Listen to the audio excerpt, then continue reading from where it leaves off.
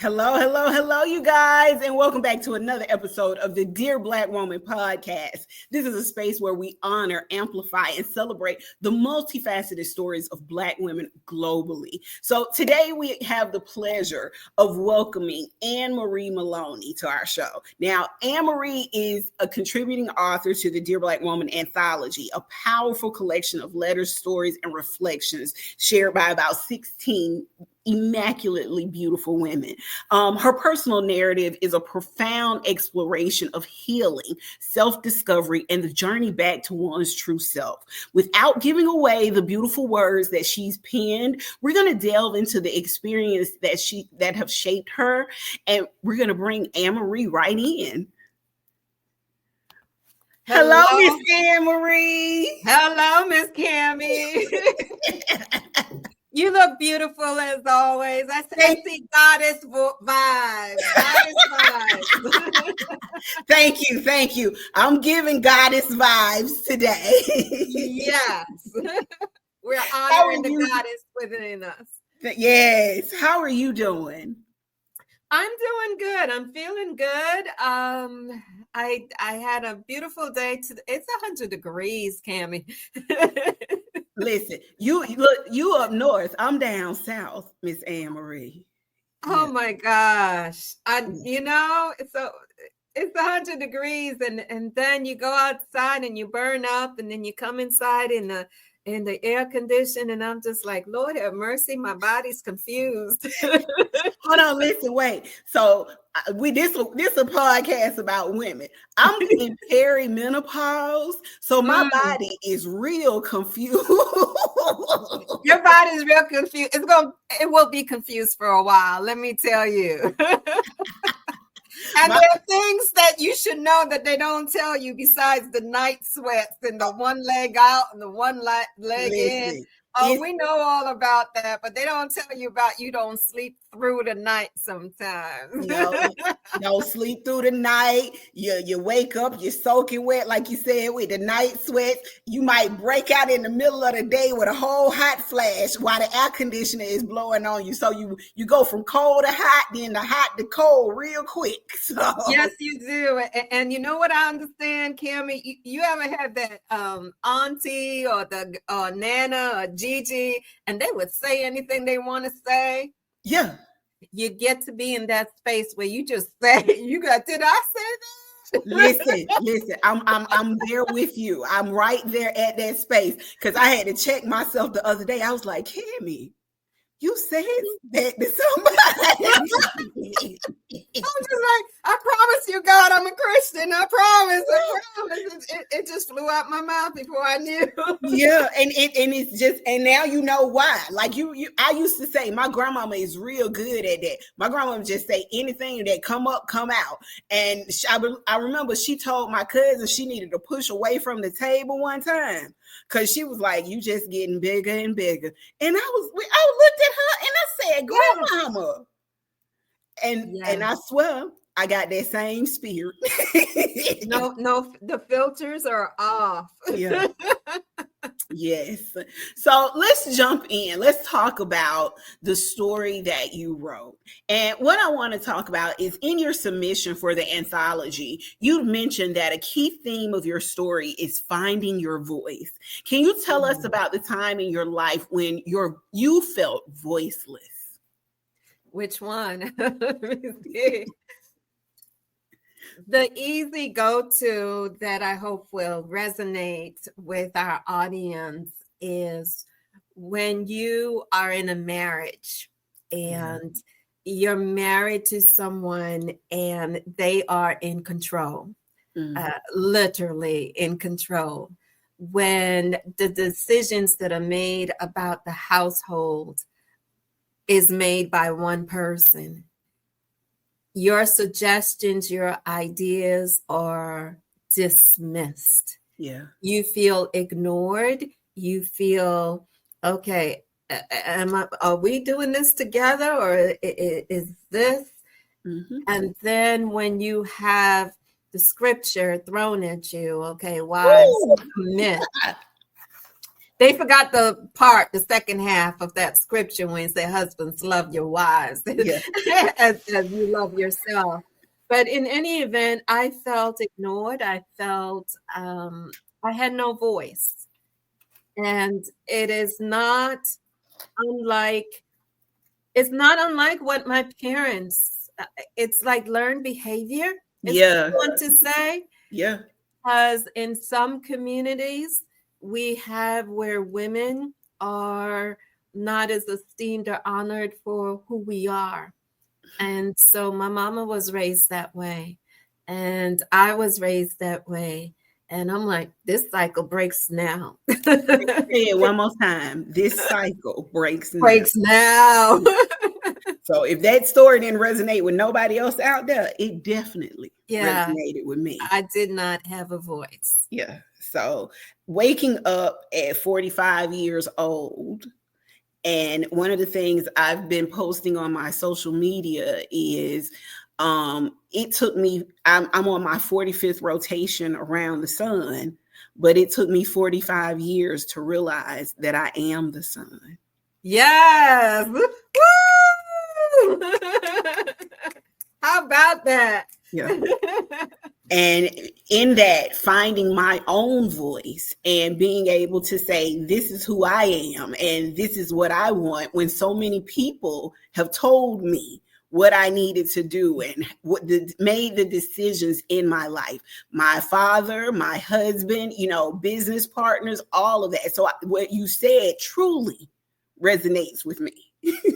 And I want to go back to that for a moment, because there are some people who mistake that statement and misunderstand it, because some people will say, okay, that sounds so arrogant, and that's somebody that's full of yourself. But Cammie, when you learn who you are, yeah, and when we learn and appreciate that, I'm a believer. I believe in God. I believe in Jesus, that the Holy Spirit resides in me. In terms of divinity, is within us, within our souls, within our spirits. Yep. When you can understand that our physical selves are an expression of God. Yes. It is not prideful to say that I am the sun. I am the light. I am the light, and I'm made in the image of my Creator. Yes. And when you come to that realization, girl, you learn how to carry yourself just a little different. you learn how to walk a little different. Come on, Angelo. She wrote a poem about it. Okay, I was getting ready to say, you walk different, you talk different, you look different, everything about you is different. Yes. Yeah. So I wholeheartedly believe not only just finding your voice, but finding yourself. Yes. And understanding your purpose and understanding who God designed you to be is the most important thing anybody could ever do for themselves. It is the most important thing. And what I want to add on to that thought, to that notion, is you find yourself many different times in your life. Mm-hmm. I used to think, a one and done deal. Not so. So I've had the mindset shifts over the years to understand, if we call ourselves she, take away our names for a moment. She evolves constantly. Every day. Every day and every few years. I want to say like every decade. Mm-hmm. You mentioned 45. I was like, I remember 45. But let's just say I'm a little bit older than 45. just a tad. And what happens is you're a different person. Yeah. I'm not the same person that I was 10 years ago. And so listeners, understand that who you are and your values, it's not the end of the story. You have more chapters to live, and you will be surprised at who you can become at the end of those chapters. And y'all listen to her, because that's the name of her business. It's Yes, becoming enough, becoming enough. Okay. But no, I wholeheartedly believe that, because here I am at 45. I'm not the same person. And as women, we need to understand this. You're not the same person you were at 15. You're not the same person you were at 25. And you're not the same person that you were at 35. I am not that same person. And each year, that's why I say every day, and like you said, every decade almost, you find yourself having to go on this thing of, let me figure out who this person is. Yes. That's in front of me right now, because she's grown and she's changed than who she was, 10 years ago. She's grown and the circumstances have changed. Yes. Because when you're young, you're just finding yourself for the first time, and very often listening to what other people tell you should be. Yeah. But then some people might have kids, and if you don't have kids, that's okay too. That's the choice. But you're invested in the raising and the caregiving of other people. And then when you get older, I want to take a moment in terms of our caregivers. It's something to see. And since this is Dear Black Woman, I want to talk about the mothers, that to see the person who have raised you. Yes. And then see and bear witness to them in their older years and have to give them a bath. Yes. I can't think of a more humbling experience than when my mom, and she's passed on, helping her in the shower. And I was like, my Lord, it's moments like that become sacred. Yeah, I value that now, especially because my mother actually has Parkinson's. So my sister and myself are her caretakers. And even with me being out of town right now, I talk to my mom every day, because literally just the other day we had an incident where she was in the kitchen and she got stuck and she couldn't get up. And I was saying, Mama, you can't keep doing this. You got to let people help you, because you know how we are as Black women too. Yes. We do everything. We do everything. Yeah.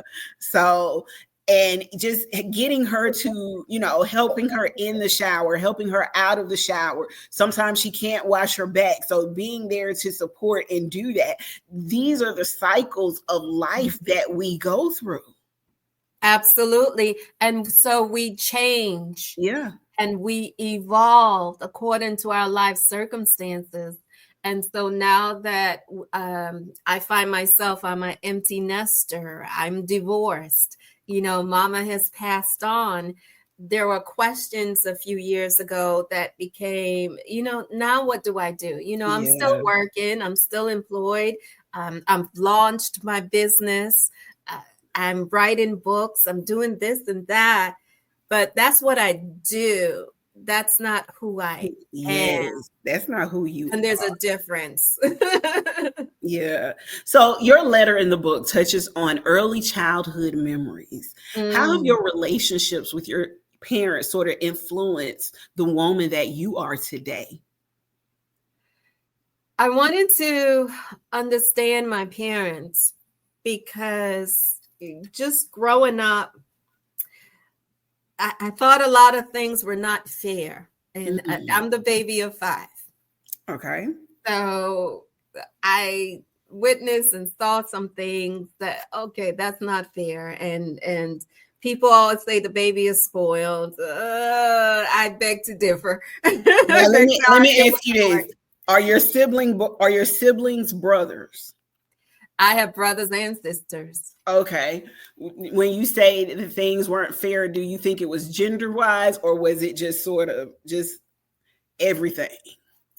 I would say more like everything. I'd say more like personality. Okay.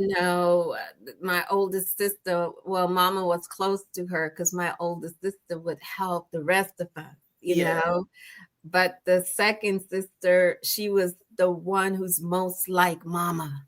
you know. Yeah. And I'm gonna backtrack on what I just said, because the boys got away with some things. That's why I listen. Let me tell you something. I know we are Black mothers. I know the community. So when you said Yes.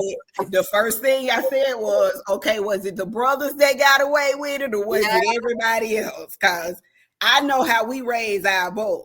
Yes, they got away with some things, but I have to say my brothers have also gone through. Okay. They've gone through some of the most difficult of circumstances and struggles of being a Black male and being part of our community. So when I make the statement that some things weren't fair, it seemed like mom or dad, they had a special relationship with each one of my siblings. But when it came to me, the unfairness that I feel in terms of my perception, it's almost like they didn't have any energy left for him. I was just getting ready to say, you were the baby. They didn't have anything left. How They many of didn't you have- were? Yeah. How many of you were you total? There were 5. They didn't Okay. have anything left, but also I was the compliant child. Let me tell you something about the compliant. We're obedient. We do everything that you tell us to do. You know, walk over, change the antenna on the TV. Okay, that's what we're going to do, right? So I didn't come with drama. I didn't come with things that needed to be strife and things that needed to be solved. And because I didn't come with that, I was kind of, quietly in the background. And so that's where I get that statement from. I'm just like, I want attention too. I get it. I get that. I get exactly what you're saying, because it adds to the air of the bad seed gets the most attention most of the time. And if you got a lot of drama and stuff going on, those are the ones that your parents pay attention to, as opposed to the child that's, being compliant, that's doing what you're telling them to do. They don't get that attention because, and I'm just going to say it, most likely parents feel like you can take care of yourself. They feel like you can take care of yourself, and that's the safe one. That's the compliant child. Don't have to worry about her. So when you said it, I understood it already. Now, you described in your story a moment from your childhood sort of involving your mother and a burn on her arm, where you sensed there was more to the story than what she was letting on. How did witnessing her quiet strength in that moment sort of shape your understanding of pain and resilience? Well, I want to thank you for bringing me back, because this connects to the question you asked previously. And that is, my mom didn't complain. She absorbed a lot. She went through a lot. And, looking back in this day and age, we would consider that to be abuse or what have you. But my mom stayed in the marriage, okay? And I used to think, I would listen to my peers, and peers are always talking about, well, this isn't going to happen to me. That isn't going to happen to me. I'm going to do this. I'm going to do that. My mom had 5 children to feed. She had 5 children to cover. And also, there's this whole notion of shame in the community. She came up in a generation where to be separate and divorced was shameful. And also not necessarily knowing what her rights are. So before people start judging and passing what they would do in their situation, you have to walk a mile in the shoes of somebody who's going through it. And how it's impacted me now as a grown woman all these many years later is my mother felt that she did not have a voice. And here is her baby girl who has a voice. And so when I speak, I'm speaking because There are women who cannot speak, whether that's through fear or they've not yet reached their tipping point, or they don't see a way out. I am here to say that I found a way out. I found my voice and I can speak. I want to be careful that I honor my mother. Yeah. Because her being quiet, there's strength in that too. Absolutely. And let's call a spade a spade. In Mm-hmm. those days, it was not like she could literally flee and be okay. Correct. She had, and this is where we tell women there's a little bit difference in some of the stuff that we're saying. There is a strength in staying, but in those days, in those situations, she couldn't leave and take care of her children. She could not. And that's where the quiet strength came in terms of she did take care of her children. She never abandoned us. She never left us.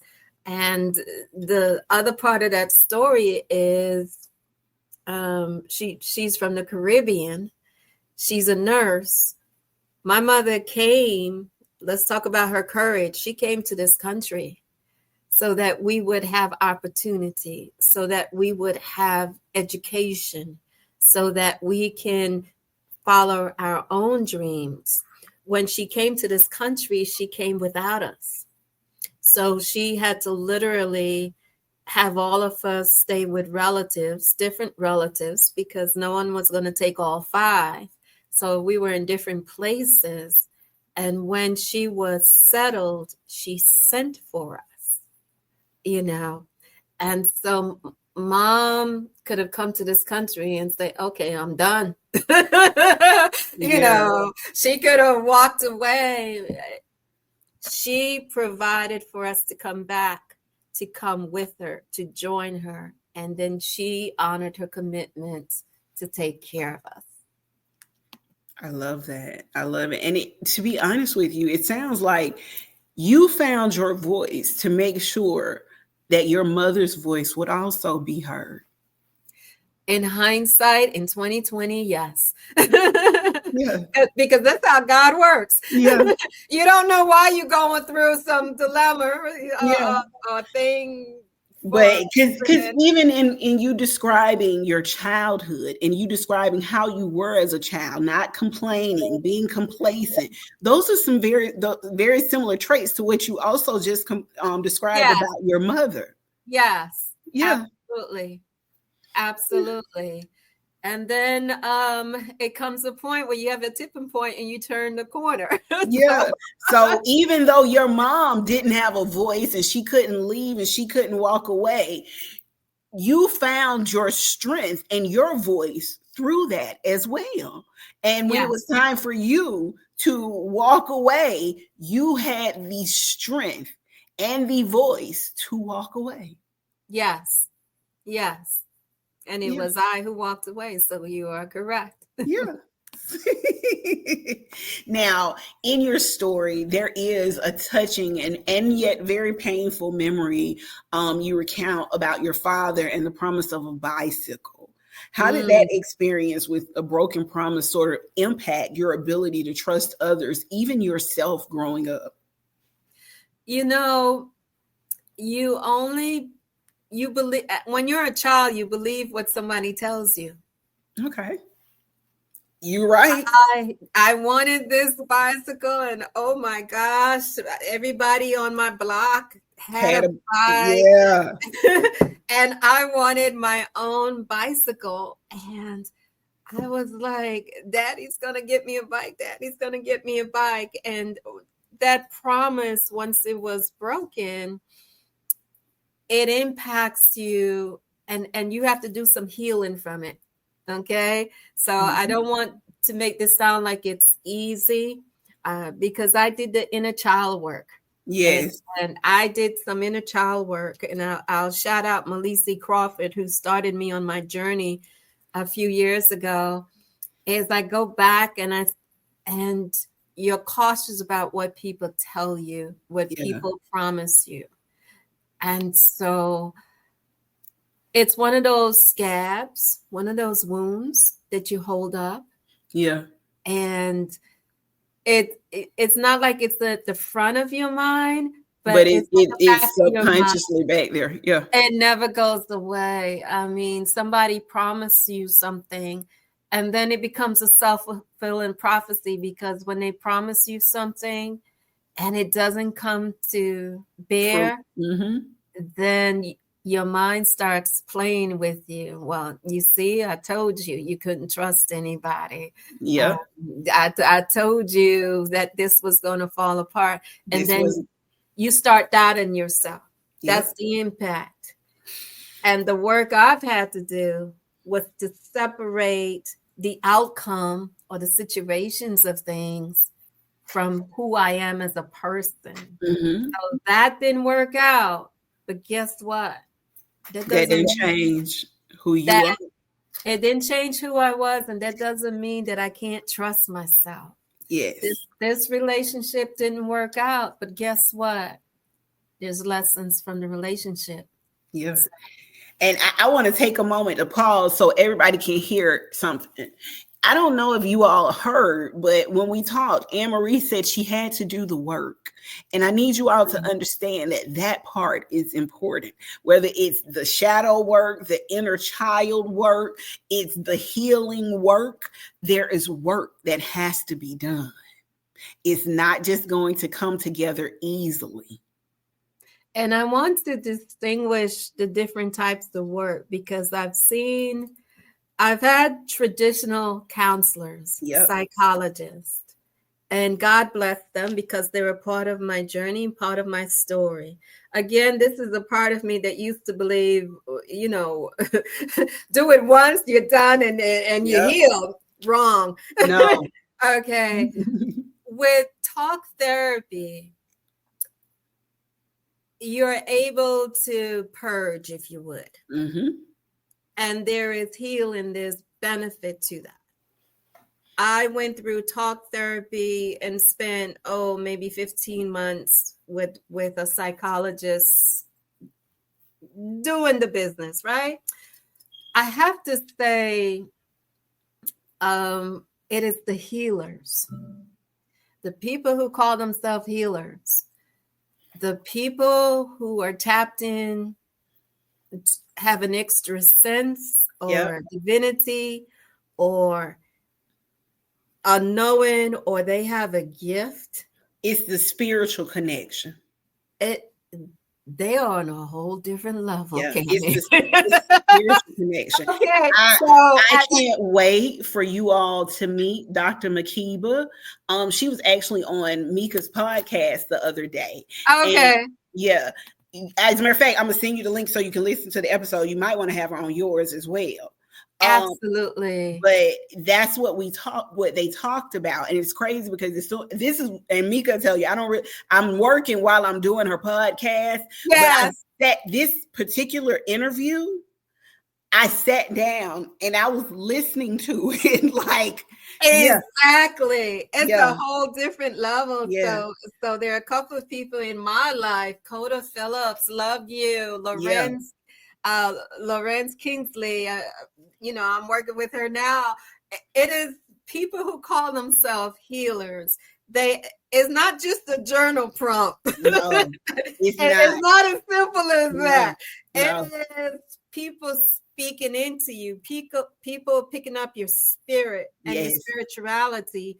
And it's not in conflict with Jesus, because I used to avoid that for a long time, because that's what we were told. Yeah, I was just going to say, you got to remember, we were taught certain beliefs. And what I've learned is it's actually, when I say the 10 dimensions of wellness, there are various dimensions to all of this. Oh my God. And so that is the work. Doing the inner child work is different, working with a healer than when I was with the psychologist. But anyway. I could talk for days about healers. They are just simply magnificent. Let's move on a little bit. Now, you Okay. attended Howard University. HU? Yeah. Now, this is a pivotal experience for all of us. Anybody that went to a HBCU, even just anybody that attended college away from home. How did your matriculating at this Mecca sort of contrast with your time at a predominantly white university? And how did it shape your identity as a Black woman? Howard University was and is everything. I went to say it again, Miss A.M. Marie. University HU was and is everything. We are the Mecca. Yeah. We are the Mecca. I would say I started college at 16. Wow. Not 18, 16. I skipped 2 grades. Starting college at a predominantly white university, I was in a core group in a cohort, and we traveled together. I didn't have any friends in that cohort. I didn't know how to navigate college. Can I ask you how many other Black people were around you in that cohort? I was the only one. Why did I know that was going to be your answer? I was the only one. And this comes from a high school. By the way, my high school counselor told me I'd never make it. I'd never get in. I remember his remarks to me. That's much crazy because you graduated early and skipped 2 grades. That part.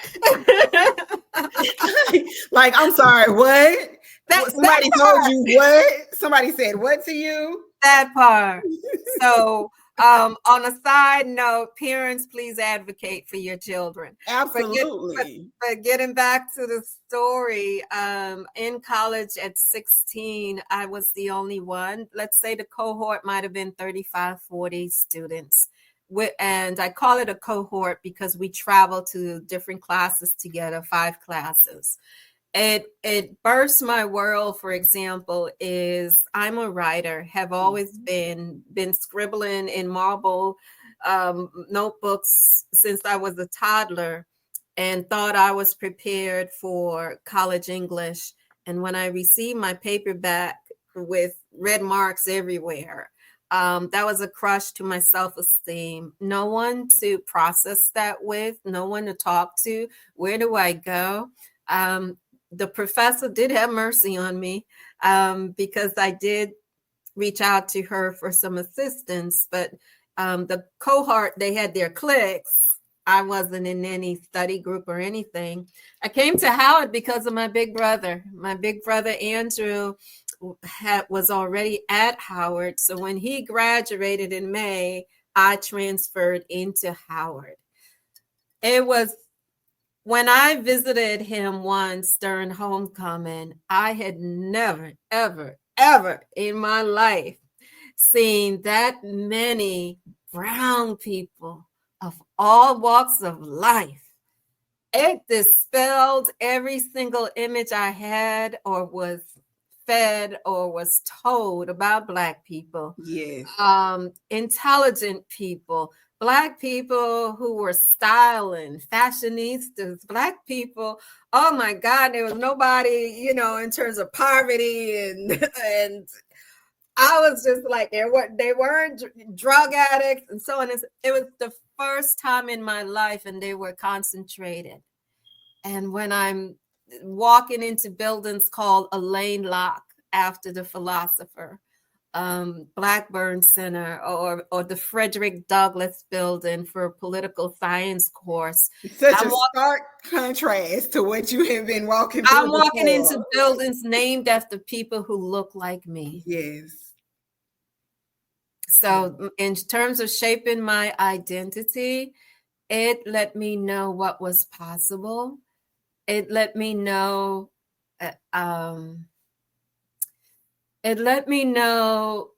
that we can be intellectuals. When you study W.E. Du Bois and Booker T. Washington, we can be intellectuals. And so I was not a unicorn. I'm not an anomaly. Like I have a love for reading, and Lorraine Hansberry is on the curriculum. Hello, somebody. Let's talk. Listen, the thing about it is we're taught that we're not intellectual, but we are actually the intellectuals. We research, we crave knowledge. Those are the things that drive us as people. That's how we build. That's how we grow. That's how we keep ascending and moving forward, is the knowledge that we are. And it's almost in our system to go out there and obtain knowledge and then come back and use it and figure out ways to make it better. It's in our DNA because of what we've been denied historically. And then here's where the magic is, and it cannot be replicated. When it's been denied and you forge ahead and you forge out of that and you make a way out of no way. Yeah. Who is that but God? And when you do that with God, you can't replicate. No. Yeah, you can't. You can't replicate our genius. Listen, they out here trying to stifle it. They trying to duplicate it. They trying to appropriate it. Like you said, they want to take it from us. You can never duplicate it. You can't. All you can do is imitate. Yes. Yeah. Yes. Yeah. So let's talk about, you said that even amidst your success at Howard, you sort of wrestled with some questions about belonging and self-worth. Could you speak to the internal battles that you faced during what many would have perceived as a very triumphing period in your life? I wish I was like my nieces. I have a couple of nieces who went to Howard. And when they went to Howard, they're confident, okay? They walking on campus and they fitted into the group. But, I'll tell you a story. At Howard, in terms of the dormitories, the ladies stayed in the quad. And in the quad, there's a wall, and a concrete wall, brick and concrete. The fellas used to sit on that wall. And they're watching every honey that walks in and out the door. And simple old Brooklyn me, I don't have any style. I don't know what to put on. And at that point in my life, I cared, okay? Yeah. I don't know what to put on. I don't know how to make things pop and work and do all of the things. So I felt imposter syndrome. Is that the term? Yes, that's it. Yeah, that's it. I felt like, oh my God, I didn't feel like I belonged. And I just didn't fit. And the sororities and fraternities, the Greek life, I wanted to fit, but I didn't fit there either. It didn't seem that I had a group to fit. And because of that, it led to one of my decisions. And in fact, that's how I met my ex-husband, is because he was the opposite of me. He was loud and brash, and he was the life of the party, and he was in student government. And here I am, the quiet one. I didn't have a place to fit. So I attached to him. And there you look, and I'm gonna tell you something that that's also another way of you stifling your own voice. Yes. And I was still a child because I started at the predominantly white institution at 16, transferred to Howard where your voice was stifled there.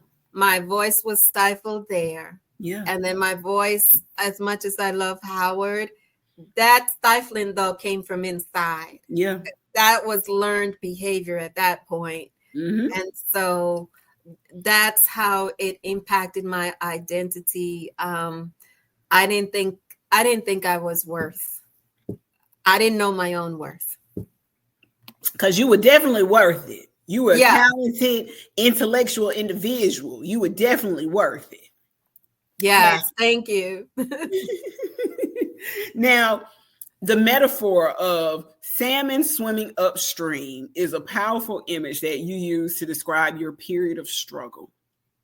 Can you elaborate on what it felt like to be pushing so hard, yet feeling like you were moving in circles?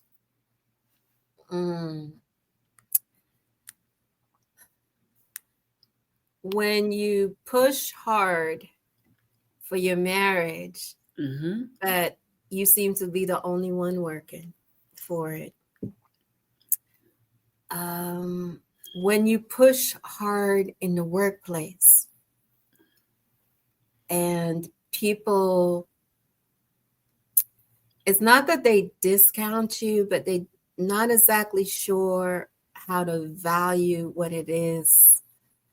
Like when you don't fit into a box and they want to put you in a box, but I've learned a long time ago, I don't fit into a box. And so people are unsure of how to interact with you. It's like you're pushing upstream. You're constantly working.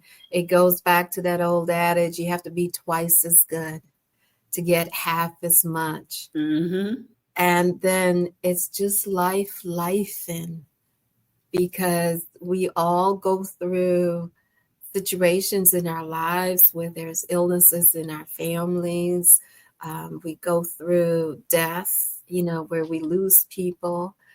And it's just lifing and pushing through and making a way.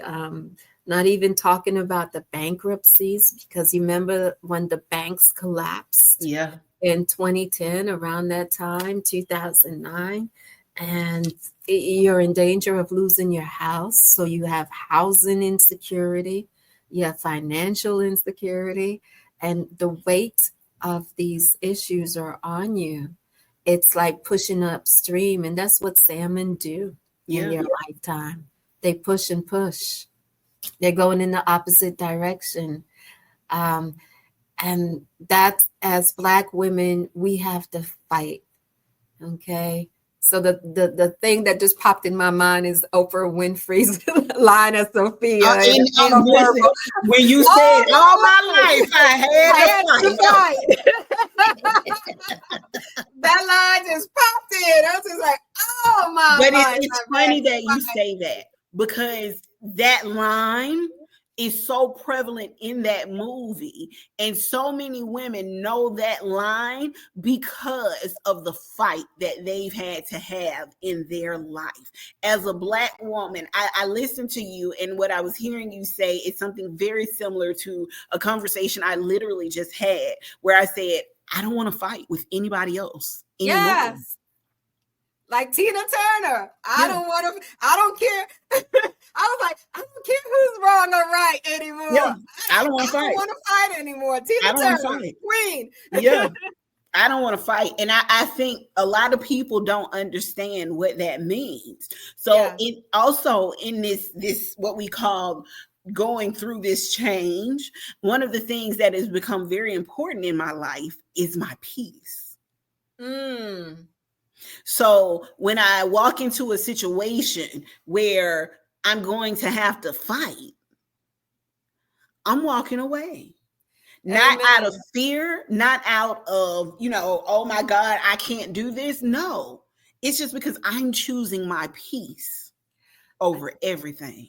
I've got a story for that, Cammie. I'm living in this 2-story, beautifully brick home, 4 bedrooms, skylights. Everybody comes by the house. It's gorgeous. We built it from the ground up, so on and so forth. And I write about it. I won't give it away. But when I left, people kept saying, girl, how can you leave? Girl, stay back and fight. I wanted my peace. You didn't have to listen. You don't have to explain to me. You ain't never gonna hear me ask you, say, why did you leave? I know why you left. Okay? Oh my God. There are so many people say, and to the women who it's not the right thing to do for every woman, because I know there are some women, they fight to the death to get half. and to Yeah. get all the things that they're entitled to, and the Social Security benefits, yada yada yada. There was a point where I understood that I was dying. I was dying spiritually, mentally, and in some places of me, I was already gone. And my spirit, there was something in my spirit says, I want to live. And I could not live, and I knew he would not leave. And I said, I don't care what happens tomorrow. I don't know what happens tomorrow. I can't do this anymore. I can't.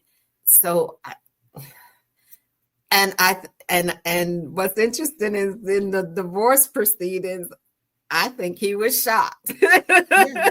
They all listen. Let me tell you, they think you're gonna fight them for everything, so they prepare to Yes. fight with you because that's the nature of what they're going to do with you. But when they realize you don't care about none of that stuff, you cool, you straight. It's like, wait a minute, what? I took my power back. He Yeah. was unable to manipulate me anymore. Yeah, I that resonates with me. That was the whole premise of the Dear Black Woman book, period. Yeah. Is I walked away from a situation that I absolutely know was killing me. Mm-hmm. And I had to walk away from everything. And when I say everything, Everything. 5-bedroom house in rural Texas, okay? Yeah. Beautiful home, 3 cars. I'm a chef. I walked away and left stuff that appliances and knives that I had collected prior to Yes.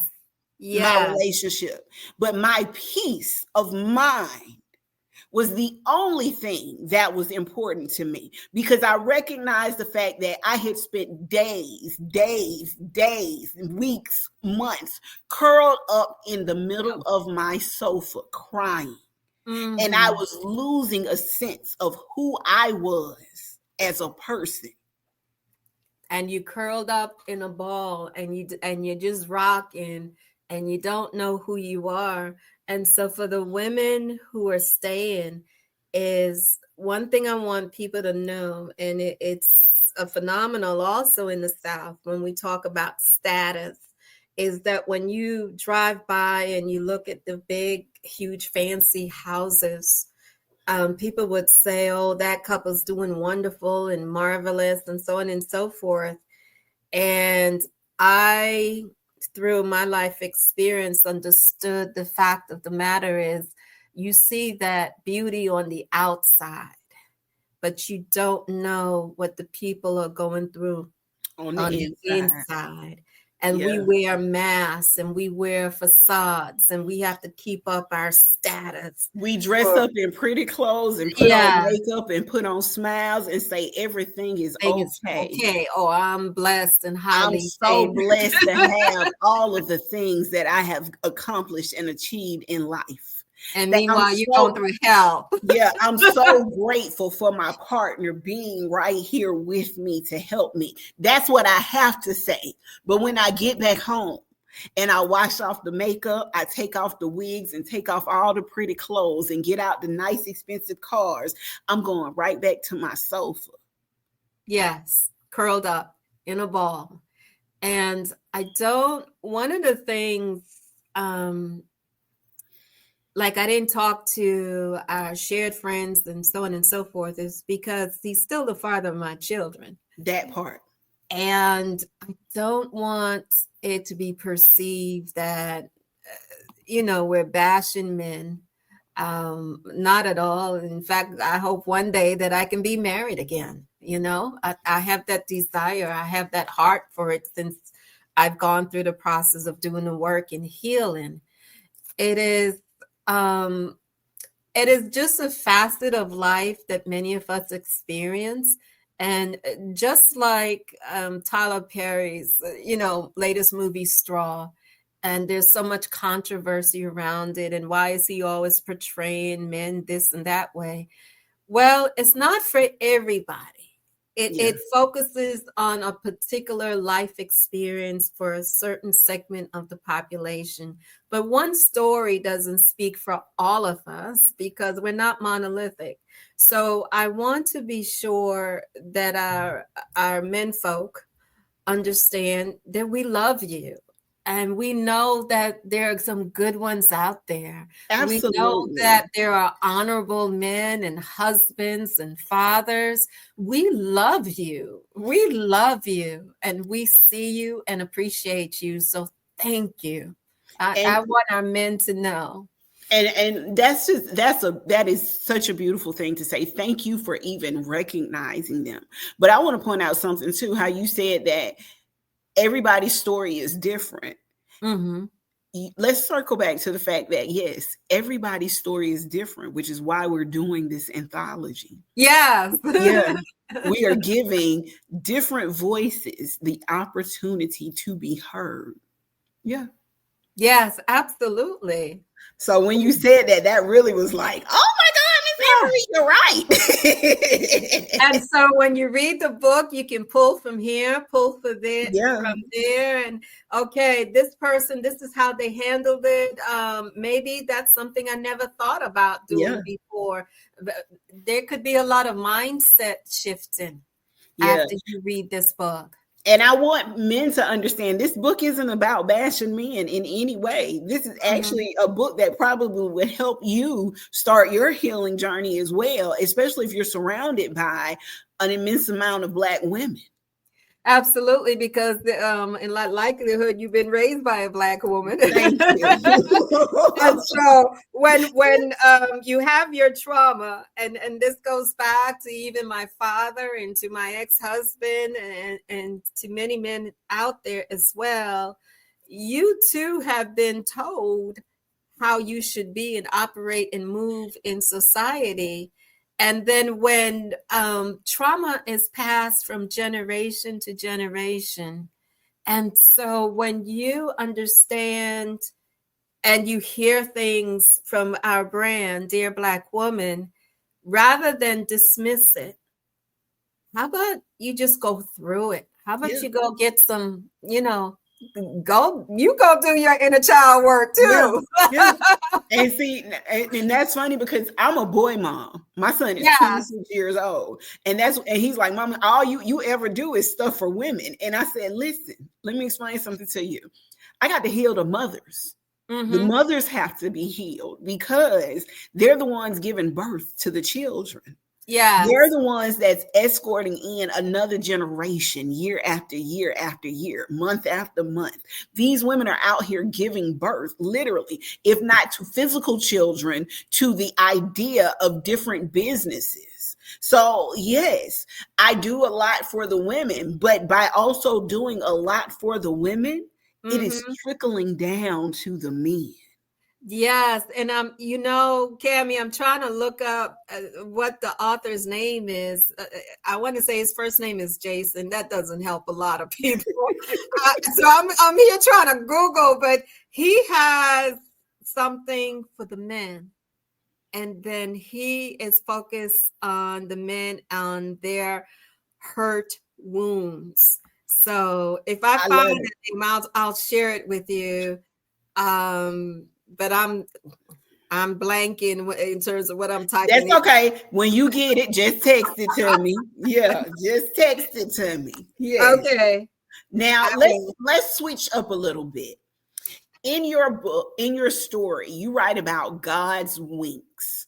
And those are moments of grace and protection. And I absolutely love the way you said that. Could you share one of those moments that actually reassured you that you were on the right path, even when things around you seemed difficult? God winks in the way sometimes his angels or people come and they support you, and sometimes they support you out of the blue. And the support comes when you're least expecting it. Yeah. As women, we're that fish swimming upstream. So we're in the struggle and we're doing this. A God wink is like I had a church member she bought me a couch. So I stopped sleeping on the floor. I didn't ask her for that. She came to see how I was doing. She had nowhere to sit. And so I was able to sleep on a couch. A God wink is when friends invite you over during the holidays, because holidays can sometimes be hard when you're going through stuff. Yeah. And oftentimes, you remember you were talking about crawling up in a ball on your couch. And when you lose your family or you're an empty nester, let's just bring it, because, the divorce has been 12, 13 years ago. So it's been a while. You have to find some moments for community, for belonging. And that's the through line through my life in terms of where do I belong. And a God wink is receiving that invitation from someone. Come on over. Mm-hmm. I'm doing such and such at the house. Come on over. So the message I have for people is check on your strong friends. We keep saying that. We keep saying it. And I'm getting to the point where I'm telling people, don't call me your strong friend. Mm-hmm. Yeah. Don't say I'm strong. As much as a compliment as you think that is, I'm Right. learning that it's not. And by you calling me strong, you're also dismissing my feelings. Yes. And I think sometimes I have that reaction with the word resilient. Yeah. I Yes. am resilient because I've had to survive. I am resilient because I had to find a way. It's either find a way or die. Yeah. Absolutely. But I want to move away from scarcity. I want to move away from survival. I'm evolving. The woman that I am now, I'm operating from a place of abundance. And that doesn't necessarily mean wealth or money or how much money you have invested. A place of abundance versus scarcity, to be able to say to myself, I am of value, I'm worthy, and I'm not desperate. The last situationship, I'm calling it, not a relationship. I would, what a God wink is? This morning after I did my walk in meditation, I was like, thank you for leaving. Thank you for I leaving. caught that one, Miss Anne Marie. Let Yes. me tell you, let me give you the backstory to it, because I'm so wrapped up into wanting to love this person that when he left, I had to look inward and reflect at the woman that I am and the woman that I was becoming. I would not have done that if we were still together. I have had to sit with myself, and I have had to ask myself the questions, why did I ignore the red flags? And it reveals because there are some things that were being presented to me that I needed, that I wanted. And I'm beyond the superficial, attraction and Yeah. love. Yeah. There are some things there. And at the moment of that decision making, those things had a stronger pull than the red And flags. yep. But because I'm sitting by myself and had to reflect, I'm like, okay, this is why I did that. So no, I'm not going to do it anymore. Listen, when I say you preaching to the choir, you know you preaching to the choir over here. Yes. Because I had to literally sit down for this past year and it's been a year, which is why this birthday celebration has been just as important as it, to me as any other. It has literally been 1 year, and I had to sit with myself for an entire year and ask myself, how did you end up in the position that you were That you in. did. Yeah, that part, that question. How did I end up here? Yeah. Intelligent, discerning, Yeah. discernment. You have my criteria, my Yeah. checklist. How Yeah. did I end Yeah. up? Yeah. How did I end up? And then and here's where the play on words. You're used to being such a strong, resilient woman, but in this moment, you were not. You were Yeah. vulnerable. You were seeking love. You were looking for Mm-hmm. the love that you thought that was going to be given to you.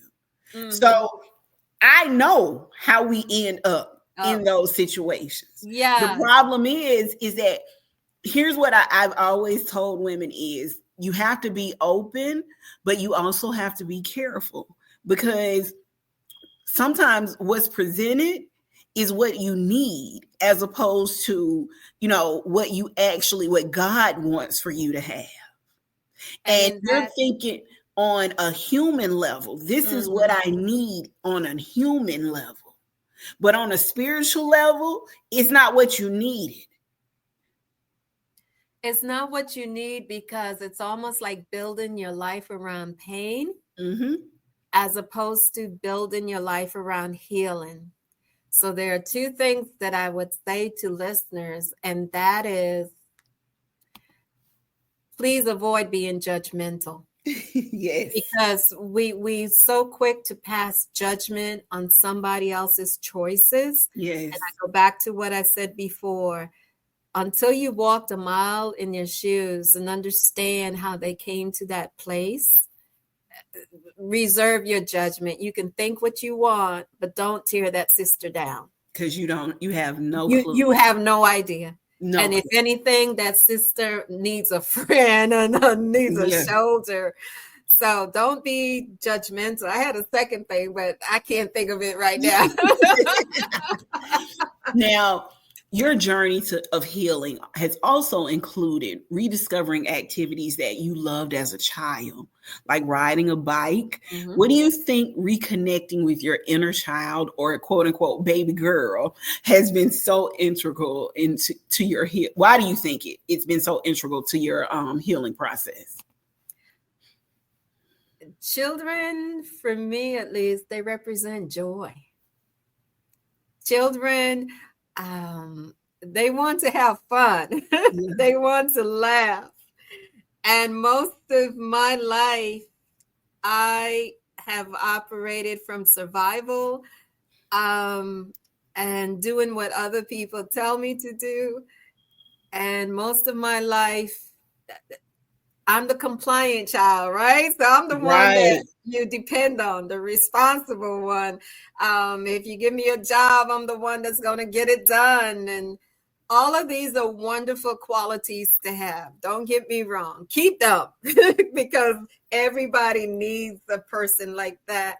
But it came at the expense that I didn't know how to have fun. And so reconnecting to a child, I hand dance. And for those of you who don't know what that is, think Detroit ballroom or swing or Chicago stepping and what have you. When I'm on that floor, whether or not I am elegant or I make a mistake, I am at a level, an energy level where it's pure joy. And it's called hand dancing.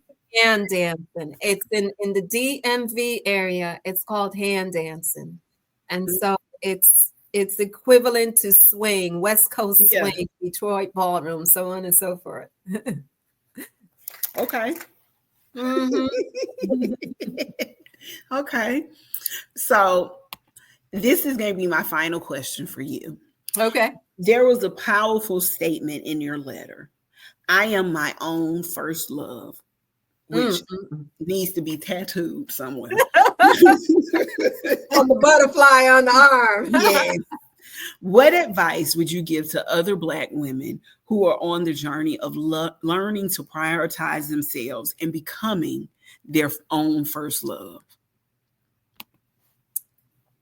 The advice I would give, I would say, learn who you are.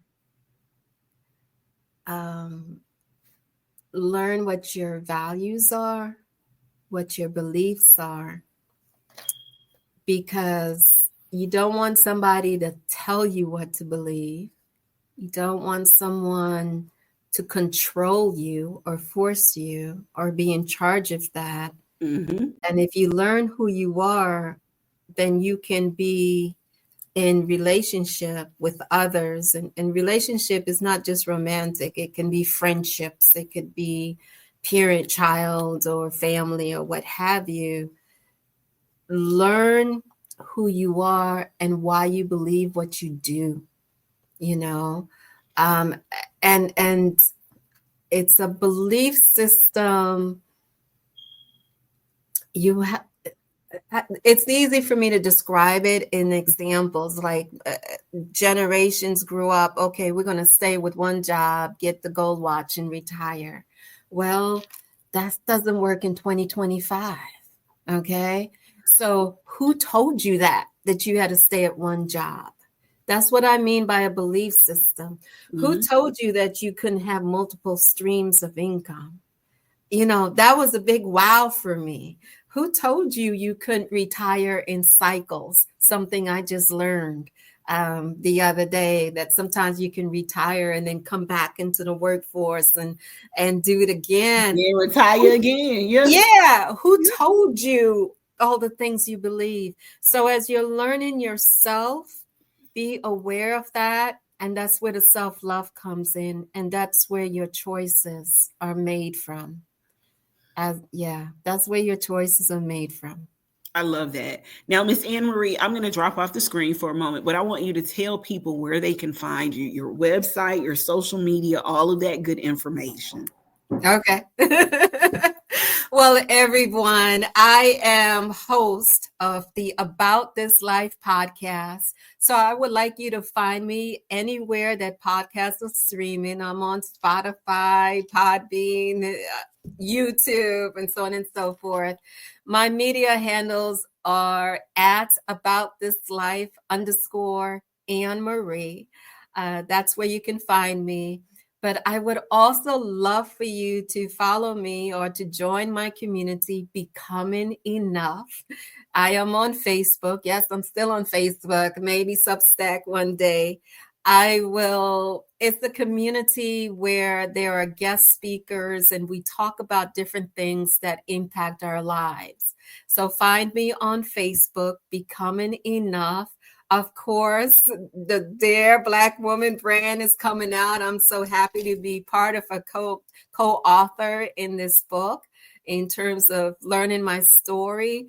I also have another book out where I write poetry, Raw Motherhood. The author of that book is Ilana Fernandez, and I have a poem in there.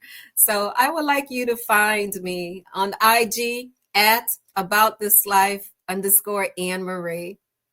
Thank you so much, Cammie, for the opportunity. Thank you for everything. And you know that you've been rocking with me for a very long time. Yeah. Amen. Like, amen. You inspire me. You've inspired some of the moves that we're making with this anthology. So thank you for everything that you've done and everything that you continue to do. So it's been my pleasure, and it's just wonderful to see who all of the women, all 16 of us, who we are becoming. Yeah. And let me just say, from this side of it, it's really amazing because I've read all of you all's stories, or at least the first drafts of them, and I got to get to know each of you individually. And to be honest with you, I can't wait for all of you to meet and get to know each other. Like sometimes and then I have to remind myself, Cammie, you got to be quiet. You can't tell everything. So yeah. But if I can give a plug, please, for my podcast, About This Life, because I talked to some of the women on the Yes. podcast. I have like 3 episodes. So y'all go check out Miss Yes. Marie's podcast about this life. And you will see some of the co-authors on there as well. She's done group panels with quite a few of the co-authors. So yes, About This Life podcast. That's Miss Anne-Marie. Yes. And did you give them your website? Yes, I did. Okay. I did. Make sure. All right. Well, Miss Anne-Marie, I just want to say thank you so much for your time today. Thank you for coming on and doing this. And as always, it's a pleasure to have you anywhere. It is my pleasure. I love it, Cammie. Thank you for making this a movement. Thank you. We're gonna Thank help. you. I'm going to say, we want to help some women. Thank you for believing in me, and thank you for supporting me. So thank Yes, you for ma'am. that, because that right there means more to me than anything in the world. And I always talk about how you have been one of my first and main supporters since I popped off Dear Black Woman. So I am so grateful for you, and so grateful for your support, and just for believing in all of the stuff that I do. So thank you. I believe in you, and I want to thank you for your energy, your enthusiasm, and your willingness to move forward this movement, because it's about healing and showing up to be our best selves. Absolutely. And that's all I want for us. That's all I want for Black women. Yes. So thank you again. Amen. Listen, you guys, thank you for joining me and Miss Anne-Marie today on this incredible yet vulnerable and profound journey. Her story is a testament to the power of reclaiming one's narrative and the strength found in community, and the beauty of returning home to oneself. To our listeners, I just want to say, I highly encourage you to read Miss Anne-Marie's full letter in the Dear Black Woman Anthology. Also, please, as she said, go find her on IG, join her Facebook group, listen to her podcast About That Life. It is phenomenal. This has been another episode of the Dear Black Woman podcast. Join us next time as we continue to share the stories that empower, heal, and connect us all. So until then, be well, you guys.